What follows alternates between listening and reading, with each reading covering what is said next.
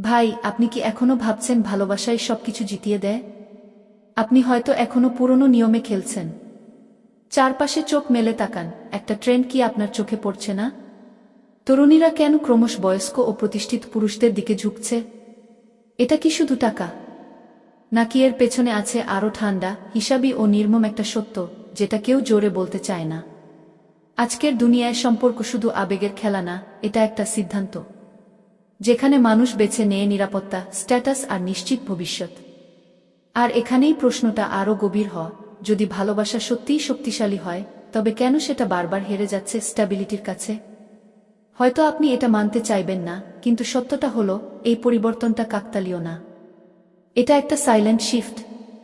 আর ভয়ঙ্কর বিষয়টা হলো, এই শিফট এখন নরমাল হয়ে যাচ্ছে। আজ আমরা এমন কিছু কারণ ভেঙে বলবো, যেগুলো শুনলে আপনার ধারণা বদলে যেতে পারে। আপনি রাজি থাকুন বা না থাকুন, এই সত্যগুলো আপনার চোখ এড়িয়ে যাবে না। প্রশ্ন ১, কেন ভালোবাসা দিয়েও একজন ছেলে শেষমেশ হারিয়ে যায়?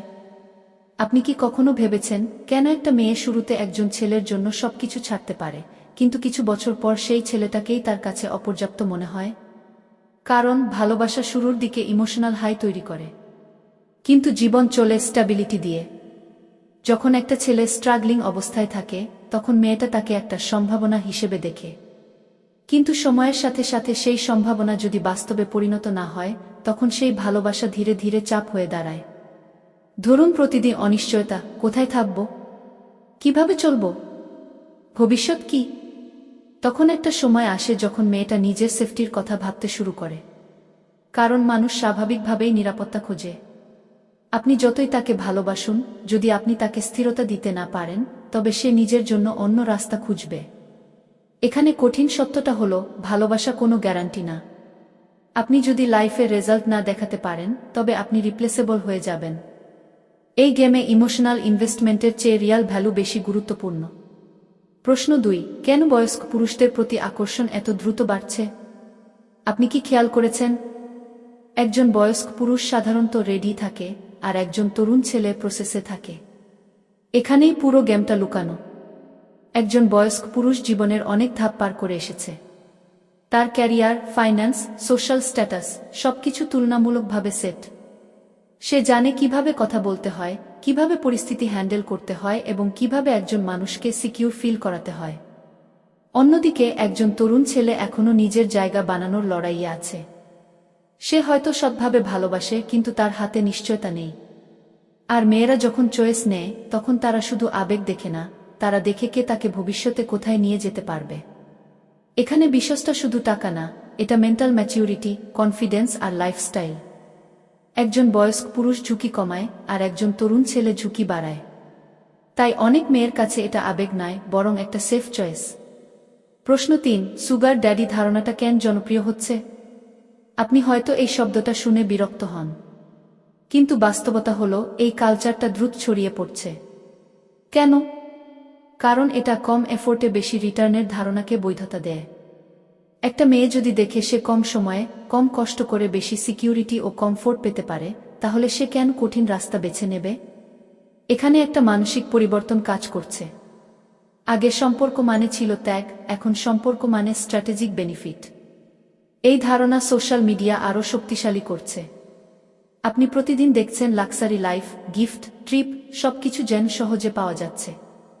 ফলে নতুন প্রজন্ম ভাবছে এটাই নরমাল। এটা ভালো না খারাপ সেটা আলাদা বিতর্ক, কিন্তু অস্বীকার করার উপায় নেই যে এই মডেলটা অনেকের কাছে আকর্ষণীয় হয়ে উঠছে।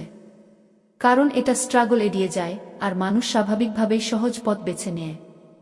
প্রশ্ন ৪, শুধু ভালোবাসা দিয়ে সংসার টিকিয়ে রাখা কি বাস্তবে সম্ভব? শুরুতে মনে হয় ভালোবাসা থাকলেই সব সম্ভব।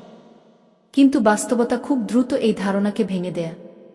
যখন প্রতিদিনের জীবনে অর্থনৈতিক চাপ আসে, দায়িত্ব বাড়ে, তখন ভালোবাসা একা সব সামলাতে পারে না। তখন দরকার হয় স্ট্যাবিলিটি, প্ল্যানিং আর রিসোর্স। অনেক সম্পর্ক ভেঙে যায় কারণ তারা শুধু ইমোশনের উপর দাঁড়িয়েছিল, তারা ভবিষ্যতের জন্য প্রস্তুত ছিল না। ফলে যখন বাস্তবতার চাপ আসে, তখন সেই সম্পর্ক টিকতে পারে না। এই জায়গাতেই বয়স্ক পুরুষ এগিয়ে থাকে। কারণ সে এই ফেজগুলো আগে পার করেছে। তার কাছে সমস্যা নতুন না, তার কাছে সমাধান আছে। তাই অনেক মেয়ের কাছে এই ধরনের সম্পর্ক কম ঝুঁকিপূর্ণ মনে হয়। এই ট্রেন্ডকে আসলে কে নরমাল বানাচ্ছে? আপনি কি সত্যিই ভাবছেন এই পুরো পরিবর্তনটা হঠাৎ করে হয়েছে? না, এটা ধীরে ধীরে প্রোগ্রাম করা হয়েছে। সোশ্যাল মিডিয়া, ইনফ্লুয়েন্সার, সিনেমা সব জায়গায় একটা নির্দিষ্ট গল্প বারবার দেখানো হচ্ছে। কম কষ্টে বেশি পাওয়া মানেই স্মার্ট লাইফ। আপনি প্রতিদিন কি দেখছেন? লাক্সারি গিফট, ট্রিপ, বড় গাড়ি, সেটেলড লাইফ, আর পাশে একজন এস্টাবলিশড পুরুষ। কেউ দেখাচ্ছে না সেই স্ট্রাগলিং ছেলেটার গল্প যে শূন্য থেকে শুরু করছে। ফলাফল, মানুষের ব্রেন ধীরে ধীরে রিওজার্ড হচ্ছে।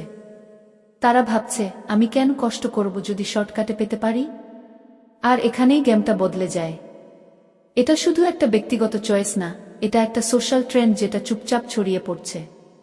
সবচেয়ে ভয়ঙ্কর বিষয় হলো, এই ট্রেন্ডকে কেউ চ্যালেঞ্জ করছে না, বরং যারা এই পথ বেছে নিচ্ছে তাদের স্মার্ট বলা হচ্ছে। ফলে নতুন প্রজন্ম মনে করছে এটাই সফলতার পথ। আর আপনি যদি এখনো পুরনো নিয়মে খেলেন, তবে আপনি এই গেমে অটোমেটিক আউট। প্রশ্ন ৫, এই গেমে আসলে সবচেয়ে বড় লুজার কে? আপনি ভাবতে পারেন যে টাকা পায় না সে হারছে, কিন্তু আসল লুজারকে জানেন? যে নিজের ভ্যালু বুঝতে পারে না। বিশেষ করে সেই ছেলেরা যারা মনে করে আমি ভালোবাসা দিলেই সব ঠিক হয়ে যাবে। বাস্তবতা এতটা সরল না। যে ছেলে নিজের উন্নয়নের চেয়ে সম্পর্ককে বেশি প্রাধান্য দেয়, সে শেষমেশ দুটোই হারায়। না সে নিজেকে তৈরি করতে পারে, না সে সম্পর্কটা ধরে রাখতে পারে। কারণ সে নিজের লাইফ থামিয়ে দেয় অন্য কারো জন্য, কিন্তু অন্যজন থামে না। আরেকটা কঠিন সত্য, এই গেমে ভালো মানুষ হওয়া যথেষ্ট না। আপনি যদি ভ্যালু ক্রিয়েট না করেন, তবে আপনি ইমোশনাল সাপোর্ট হিসেবে ব্যবহৃত হবেন, কিন্তু প্রাইমারি চয়েস হবেন না। আপনাকে হয়তো ভালো বলা হবে, কিন্তু বেছে নেওয়া হবে না। সবচেয়ে বড় লুজার সে যে নিজের বাস্তবতা বুঝেও নিজেকে বদলায় না। যে বারবার একই ভুল করে কিন্তু ভাবে একদিন না একদিন ভাগ্য বদলাবে। এই গেমে ভাগ্য না, ভ্যালুই জেতে। মেয়েরা কি সত্যিই ভুল করছে, নাকি তারা শুধু স্মার্ট খেলছে? এখানেই সবচেয়ে বিতর্কিত জায়গা। আপনি যদি ইমোশন দিয়ে ভাবেন তবে মনে হবে এটা ভুল, কিন্তু যদি লজিক দিয়ে দেখেন তবে বুঝবেন এটা অনেক ক্ষেত্রে ক্যালকুলেটেড ডিসিশন। একটা মেয়ে তার লাইফের জন্য বেস্ট অপশন খুঁজবে, এটাই স্বাভাবিক। সে দেখবে কোথায় কম ঝুঁকি, কোথায় বেশি সিকিউরিটি। আর যদি একজন বয়স্ক পুরুষ তাকে সেই সিকিউরিটি দিতে পারে, তবে সে কেন ঝুঁকিপূর্ণ অপশন নেবে? এখানে সমস্যা মেয়েদের না, সমস্যা হলো গেমের রুলসই বদলে গেছে। এখন সম্পর্ক মানে শুধু ভালোবাসা না, এটা একটা লাইফস্টাইল ডিসিশন। আপনি কাকে বেছে নিচ্ছেন সেটা নির্ধারণ করে আপনি কি ধরনের জীবন পাবেন।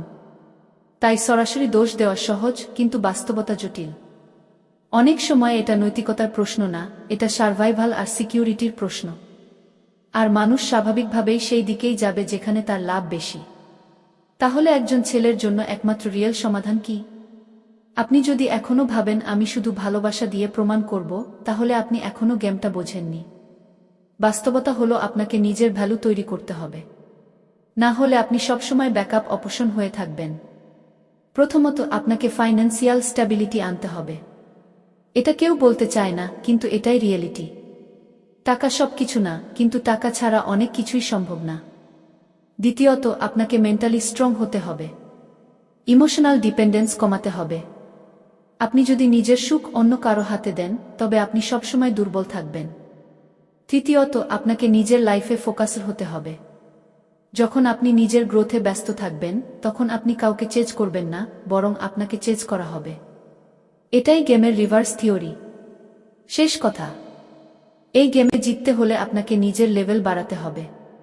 না হলে আপনি বারবার একই জায়গায় হারবেন আর ভাববেন কেন আমার সাথে এমন হয়। বাস্তবতা হলো গেমটা আপনার বিরুদ্ধে না, আপনি এখনো প্রস্তুত নন। এখন প্রশ্ন একটাই, আপনি কি এখনো স্বপ্নে থাকবেন নাকি বাস্তবতা মেনে নিয়ে নিজের লাইফ পরিবর্তন করবেন? কারণ এই গেম কারো জন্য থেমে থাকবে না। আপনি প্রস্তুত না থাকলে আপনি পিছিয়ে পড়বেন, এটাই নিয়ম। এই ভিডিওটা যদি আপনার চোখে আঘাত করে, যদি আপনার ইগোতে লাগে, তবে বুঝবেন এটা আপনার জন্যই। কারণ সত্য সবসময় আরামদায়ক হয় না, কিন্তু সেটাই আপনাকে বদলাতে বাধ্য করে।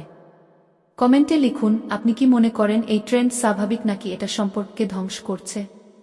আপনার মতামতই এই আলোচনাকে এগিয়ে নেবে। আর যদি আপনি এমন কন্টেন্ট চান যা শুধু বিনোদন না, আপনাকে চিন্তা করতে বাধ্য করবে, তাহলে এখনই সাবস্ক্রাইব করুন। কারণ এখানে আমরা বাস্তবতা লুকাই না, আমরা সেটাকে সামনে নিয়ে আসি।